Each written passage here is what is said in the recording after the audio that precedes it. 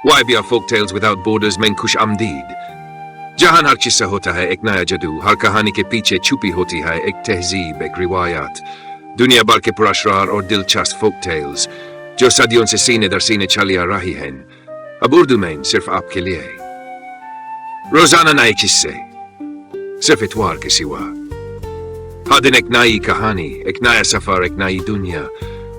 तो तैयार हो जाइए एक ऐसी दुनिया में कदम रखने के लिए जहां सरहदें मिट जाती हैं और सिर्फ कहानियां बाकी रहती हैं। सुनिए, महसूस कीजिए, सफर कीजिए कहानी folk tales without borders,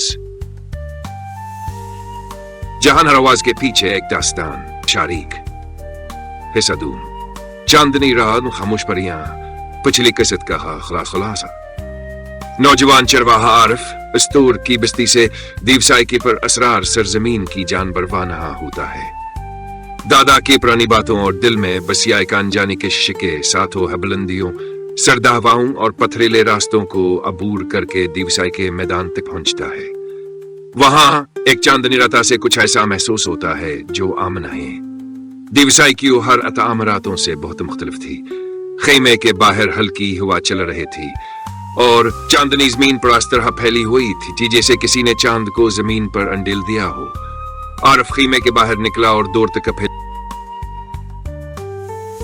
जब कहानी ने आपके दिल को छुआ हो तो एक लाइक जरूर बनता है। मैदान को देखने लगा। फजा में अजब सी खामोशी थी, न कोई जानवर की आवाज, न हवा का शूर, बस एक खामोश रोशनी। तब अचानक उसे लगा जैसे किसी ने उसके कान के करीब सरगोशी की हो। उसने पलट कर देखा, लेकिन कोई ना था।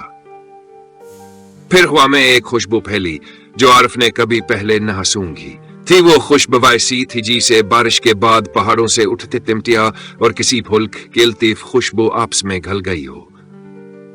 आरिफ ने आंखें बंद की और जब दोबारा खोले तो मंजर बदल चुका था।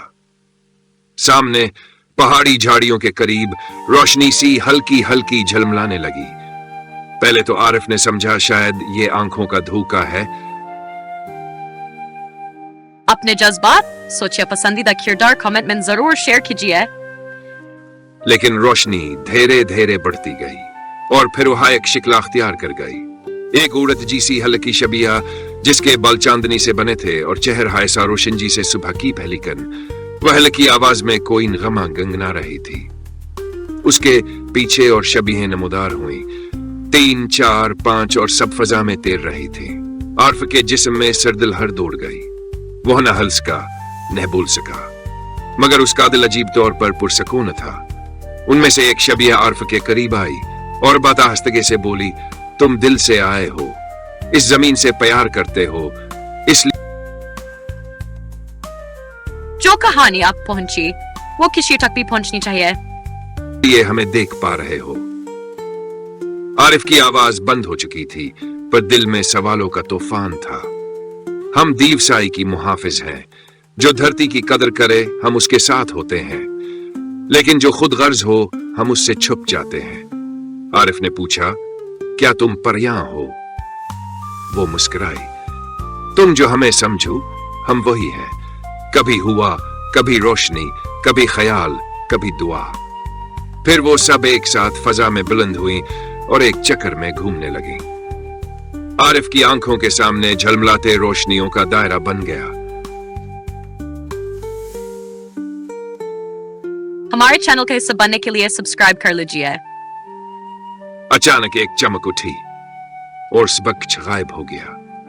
आरिफ तन्हा खड़ा रह गया, सिर्फ हवा की हल्की सरगोशी बाकी थी। अगली सुबह जब वह बेदार हुआ तब लगा जैसे कुछ ख्वाब में देखा हो, मगर करीब के टान पर फूलों का एक हार रखा था।